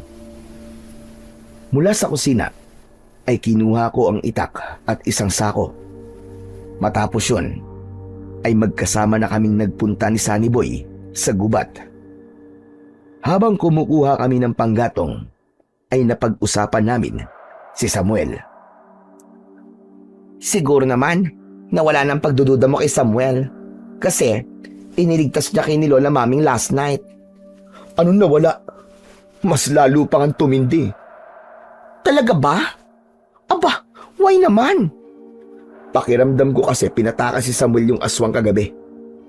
May pagkakataon na kasi sana siya para patayin yung aswang, eh. Pero hindi niya ginawa. Bakit naman niya gagawin yon? Yan nga rin ang tanong ko, eh. Hindi ko rin alam kung bakit gagawin yun ni Samuel. Pero sigurado ako, Sunny Boy. Kapag nalaman ko na yung sekreto niya, ay malalaman ko rin ang sagot sa tanong na yan. Ano na nga plano mo ngayon? Di mamalmalan ko pa rin si Samuel. Yun lang kasi ang pwede kong gawin muna. Yun lang din ang paraan na naiisip ko para malaman ko kung ano talaga ang sikreto nila ng lolo niya. Saka ihinto ko muna ang pag-iinom para makapag-isip ako ng maayos. Ay! Very good ka dyan, my friend. Ay! Sa wakas, ito na yata ang start ng hindi mo pag-iinom. Pero friend, kinakabahan talaga ako for you, ha? What if? Grabe ang sikreto na tinatago ni Samuel. Tapos gagawin niya ang lahat para hindi yun malaman ng mga tao. Tapos nalaman niya na may ginagawa ka para malaman yon. What if saktan ka niya o kaya ipatayin ka? OMG, friend. Hindi ko kayang mamatayan ng kaibigan, ha? Huwag kang mag-alala, Sunny Boy. Dahil hindi mangyayari yan. Hindi ako papayag na magawan ako ni Samuel ng hindi maganda. Kung papatayin niya ako, aba, uunahan ko siya. Isang gabraso. Natuyong sanga ang nakita ko. Kinuha ko yon at gamit ang itak ay sinimulan ko yung putulin sa gitna para magkasya sa sako. Pagtaga ko sa gitnang bahagi ng sanga, ay agad yung naputol. Mula naman sa naputol na sanga, ay may nakita akong nalaglag na bilog at palapad na bagay. Nakakunot-no kong dinampot ang bagay na yon. Sa unang tingin ay tila palawit yun sa kwintas. Nalaman ko na gawa yun sa tanso. May mga nakaukit doon na simbolo na hindi ko mawarian kung ano ang ibig sabihin. Ano to? Paano kaya to napunta sa loob ng sanga? Ano ba yan? Patingin nga ako. Inilapit ko kay Sunny Boy ang bagay na yon at tinitigan niya yon ng mabuti. Nagtaka ko nang napanganga siya at bumakas sa kanyang muka ang labis na pagkabigla. Grabe! Ang OA naman ng reaksyon mo. Hoy! Ano nangyari sa'yo?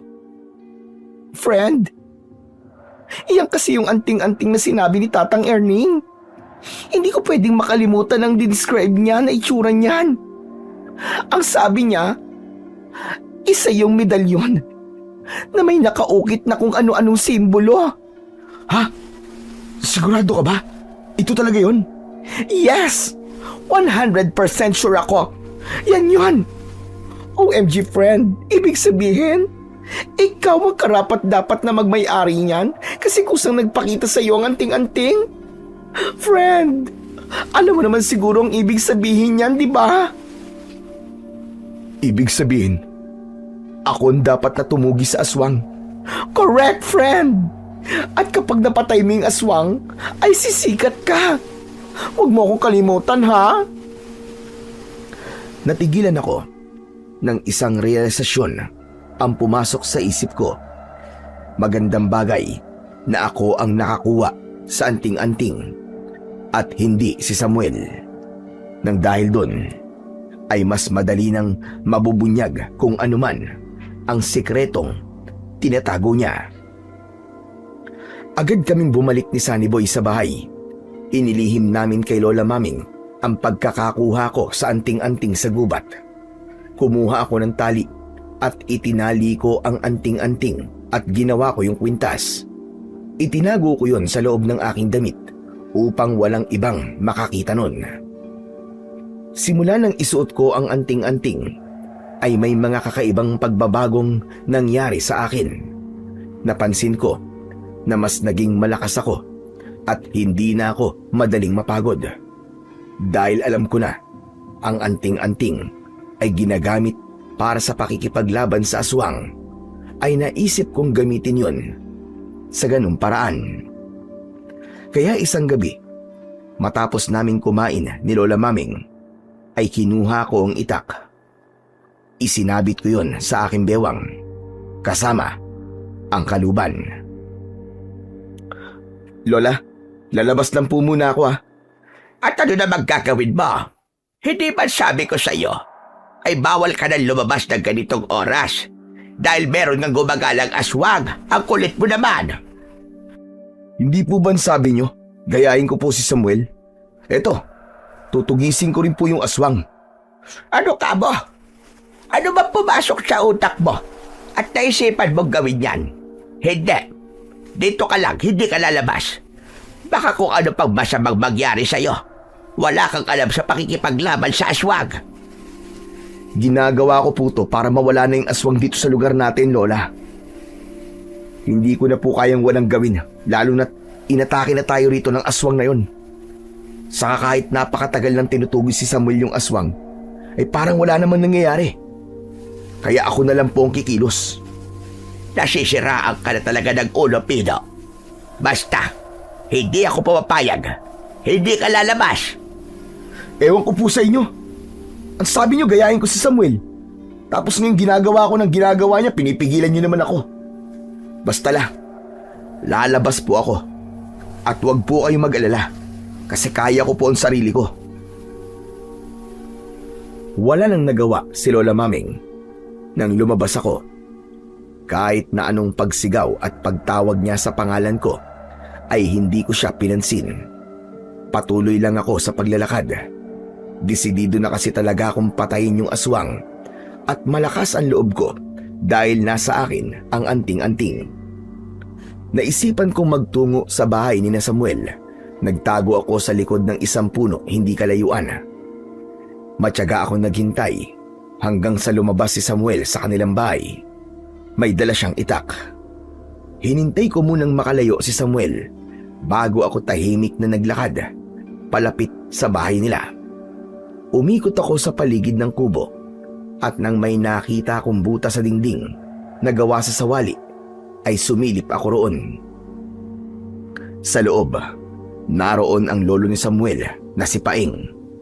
May benda sa kanyang braso. Inalis niya ang benda at dun ko nakita ang pahabang sugat na sigurado ko na dahil sa pagkakahiwa gamit ang matalim na bagay.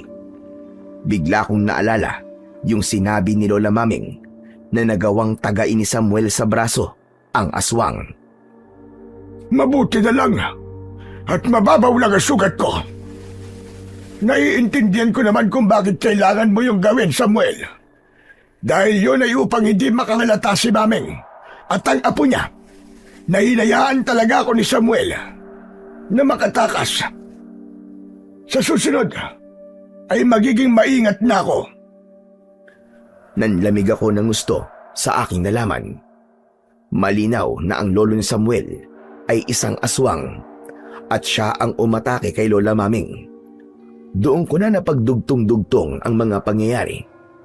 Kaya gusto ni Samuel na makuha ang anting-anting ay upang hindi yun magamit ng ibang tao laban sa kanila ng kanyang lolo. Ang pagtugis niya ay isang pagkukunwari lamang upang hindi makahalata ang mga tao na aswang sila ng kanyang lolo at sinadya niyang patakasin ang aswang nung inatake nun si Lola dahil yun ang kanyang lolo. Habang nakatingin ako sa lolo ni Samuel ay nagiging aswang na ang itsura niya sa paningin ko, tapos babalik ulit siya sa pagiging tao. Naging malinaw na rin sa akin na isa sa kapangyarihan ng anting-anting ay ang ipakita sa akin ang tunay na anyo ng isang aswang na nagpapanggap na tao. Hindi ko na pinalampas ang pagkakataon na yon. Tumayo ako sa harapan ng pinto ng kubo at malakas ko yung sinipa. Nang nagawa kong gibain ng pinto ay bumakas ang gulat sa muka ng lolo ni Samuel. Sino ka? Anong ginagawa mo rito? Sinasabi ko na nga ba, hindi dapat kayo pagkatiwalaan ng apo mo. Kayo mga aswang na umaatake at pumapatay sa lugar na to. Mga salot kayo. Pagbabayaran niyo ang ginawa niyo. Papatayin ko rin kayo at sisiguraduhin kong malalaman ng lahat ng tao ang mabaho niyong sikreto.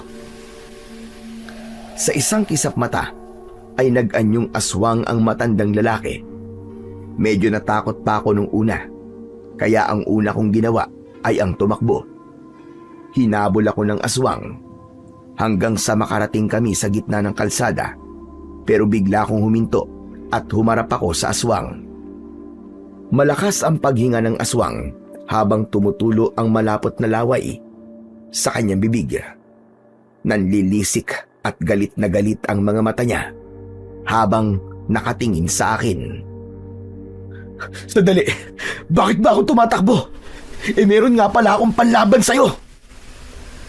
Mula sa loob ng aking damit ay inilabas ko ang anting-anting. Bumakas ang gulat sa mukha ng aswang nang nakita niya yon. Naramdaman ko ang kakaibang lakas at tapang na bumalot sa aking katawan. Nang sumugod sa akin ng aswang, ay sinalubong ko siya. Tinaga ko ang aswang at bumaon sa balikat niya ang talim ng itak. Susunggaban niya sana ako, pero matagumpay akong nakaiwas. Umikot ako sa likuran niya at sinaksak ko siya ng malakas sa likod. Umalingaw-ngaw ang napakalakas na sigaw ng aswang.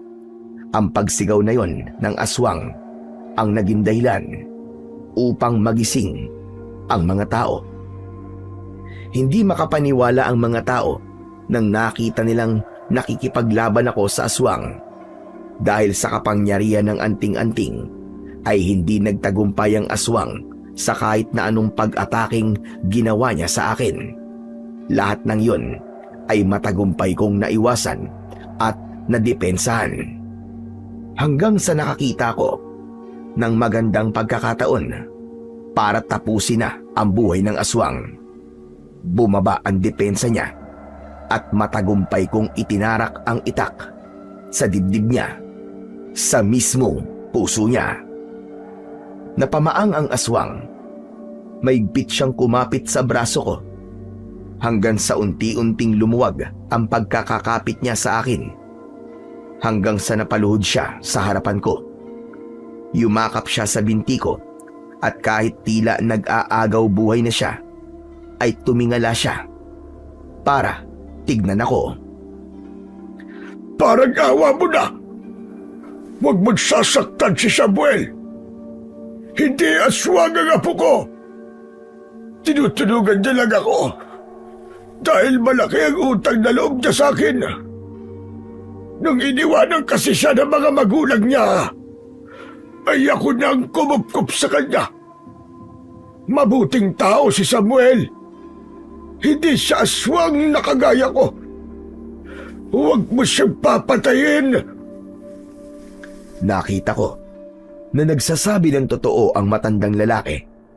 Matapos niyang magsalita, ay bumagsak na siya sa lupa. Doon na dumating si Samuel. Umiiyak niyang niyakap ang walang buhay na katawan ng aswang.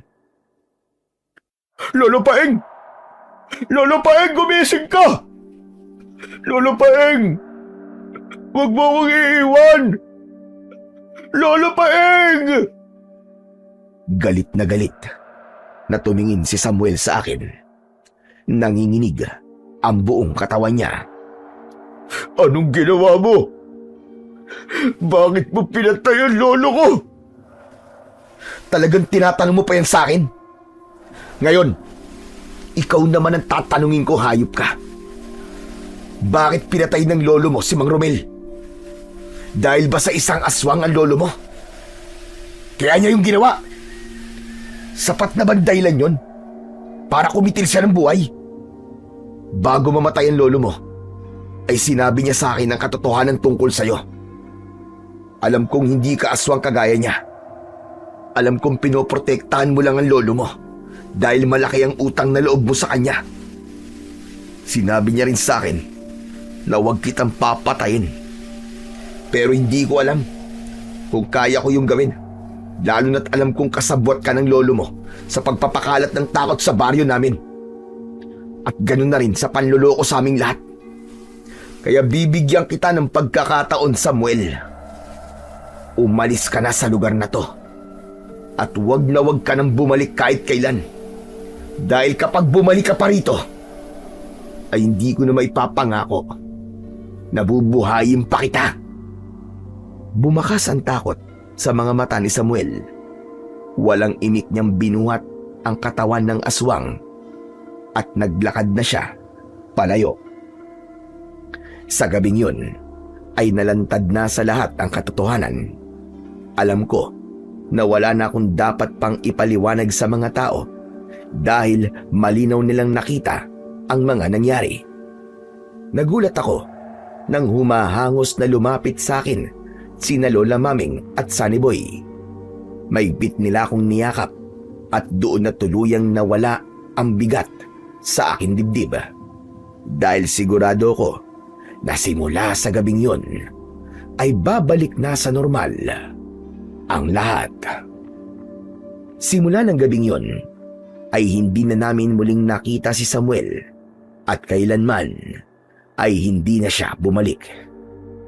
Tuluyan na akong tumigil sa pag-inom at pinili kong ipagpatuloy ang aking pagiging albularyo. Sa paglipas ng mga taon, nakilala ko sa baryo namin at sa mga karatig baryo bilang isang mahusay na manggagamot. Ngayon ay may sarili na akong pamilya. Mas naging masaya ang bahay namin dahil sa mga anak ko. Aliw na aliw kasi si Lola Maming sa kanila. Sa sandaling ito ng buhay ko, malinaw na sa akin kung bakit ako nagbalik noon sa baryo namin. Hindi yun dahil sa wala kong mapupuntahan, kundi dahil kailangan kong tapusin ang takot na matagal nang bumalot sa lugar namin at tulungan ang mga tao sa pamamagitan ng panggagamot. Natutunan ko na lahat ng tao ay may kakayahang magbago para sa ikabubuti niya.